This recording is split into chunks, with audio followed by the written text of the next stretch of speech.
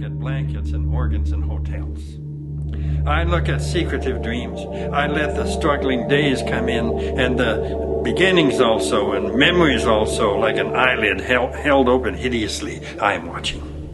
And then this sound comes, a red noise of bones, a sticking together of flesh and legs, yellow as wheat heads meeting. I am listening among the explosions of the kisses. I am listening, shaken among breathings and sobs. I am here, watching, listening, with half of my soul at sea and half of my soul in land. And with both halves of my soul, I watch the world.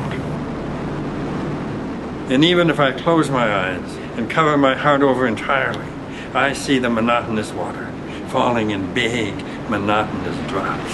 It's like a hurricane of gelatin. It's like a waterfall of sperm and sea anemones. I see a clouded rainbow hurrying. I see its water moving over my bones.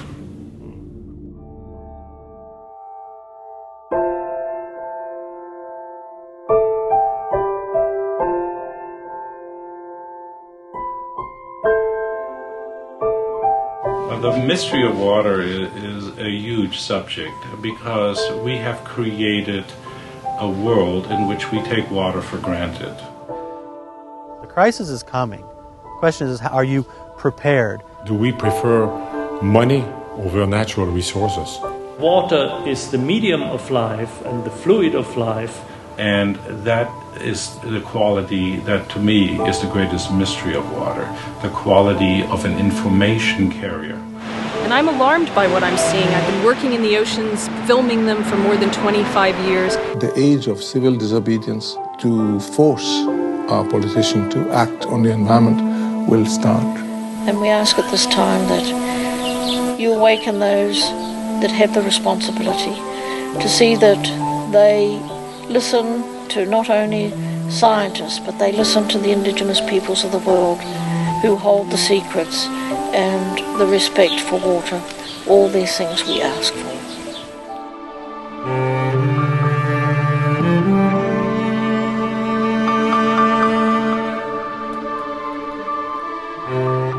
We live in the most ecologically illiterate civilization the planet has ever known. 10.9 million gallons of oil is discharged to our waterways from parking lot runoff alone from the oil that drips from your oil pan in your car.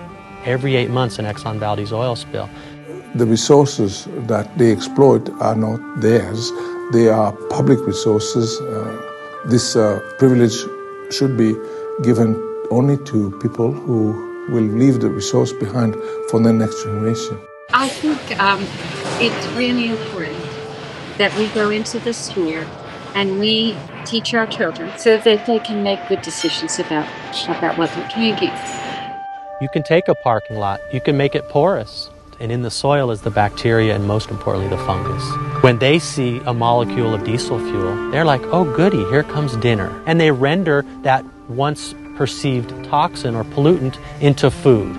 But water quite happily absorbs all this material and it carries it away. And in the process of doing that, it breaks it down, reabsorbs it, it redistributes it, and it washes the world. So if you can't turn the byproducts of that process into food for the next cycle, then you shouldn't make it.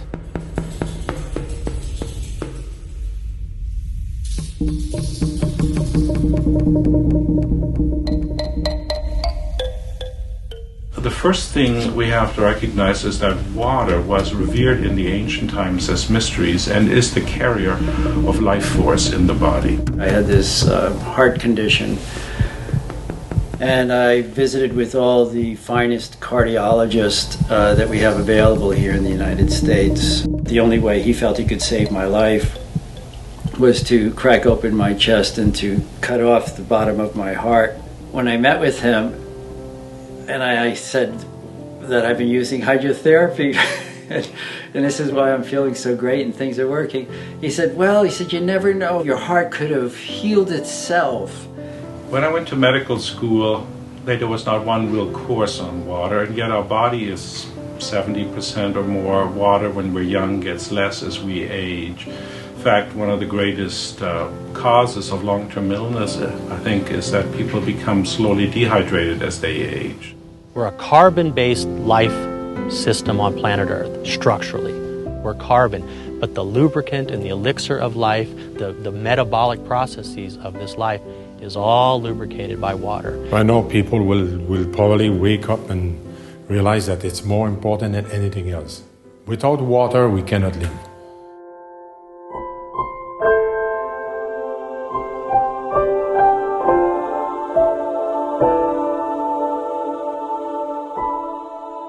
In 50 years or so, perhaps less, the ocean will be corrosive to the shells of most animals. Now, if that happens, then the food chain of the open ocean would very much collapse. And that is a big, big problem.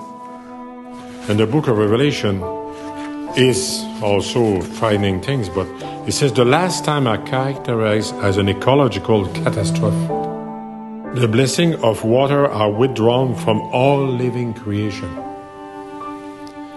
I think that there is a warning for all of us to treat water with respect and as the Spirit of God. So if there is such a thing as life, where does that come from? How does it work? Is it a byproduct? Or is it the essential creative element? When we're born, we come through water. When early people were near water, they knew they were near something holy. That's why we as Māori live so close to streams, because we knew that without water, we don't spiritually exist.